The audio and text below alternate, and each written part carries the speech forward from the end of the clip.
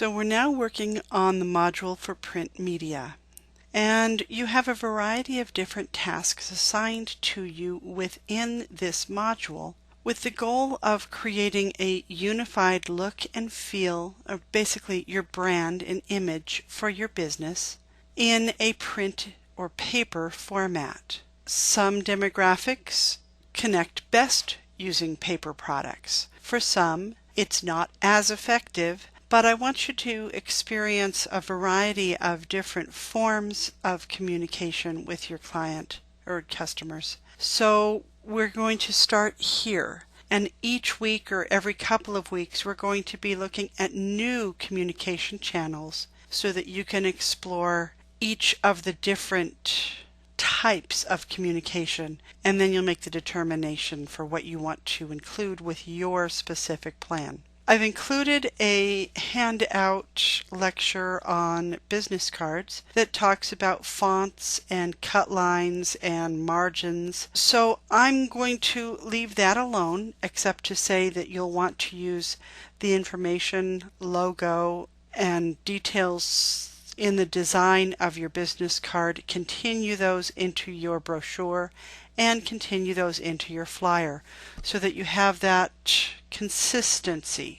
Be sure that it meets the needs that you have for that specific moment in time. For example, in the Business Management and Entrepreneurship program, I am in the process of creating a flyer for potential future students that will be coming into the program. That's a very specific target market, and I will create a separate brochure for potential employers.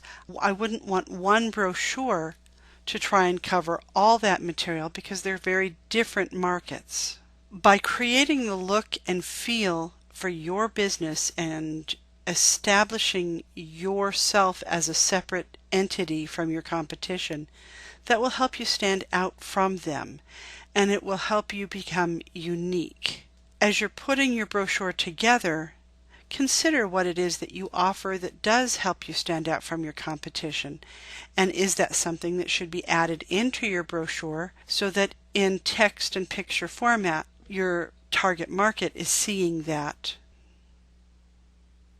By the way, when I found this handout on brochure design, it covers everything, and it's a huge time saver, and I really like how they've presented the information, so I'm providing it to you. When you create your brochures, be sure that you are answering the 5 W's and the H. Who, what, when, where, why, and how. And when you do include them, don't get too wordy. You want to be able to catch people's eye, but you don't want to give them so much text that it weighs down the feeling of the brochure. Your brochure is something that's a longer term. You'll put it into, say, a hotel lobby with a bunch of other brochures. So it's not something that you want dated material in.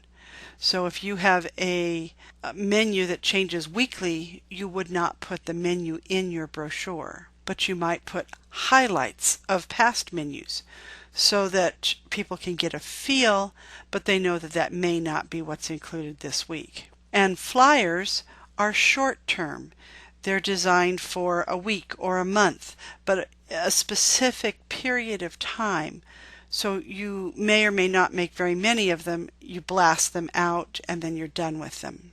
Brochures vary in size. The most standard is 8.5 by 11, but you could do a third of an 8.5 by 11. It's called a rack card, and it's basically one of the sheets. If you were to fold your traditional brochure, it's one of the sheets, and a lot of time it's printed on cardstock.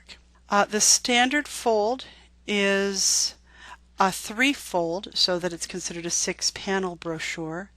And if you'll notice where it has 1, 2, 3, that's called a U-fold, and that's because the three side folds in and then the 1 folds down on top of it. And when it's slightly unfolded, it's the shape of a U.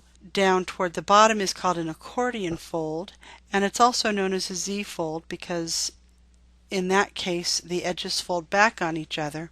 I generally recommend going against that style because people tend to get paper cuts on it for some reason. Not quite sure why. There are also some other folding options that you can use. It really just depends on what you're trying to get across. Maybe you have something different in mind because you have a unique business, and having a unique fold is going to reinforce that unusual aspect of your business entity. And one last item, the brochure rack test.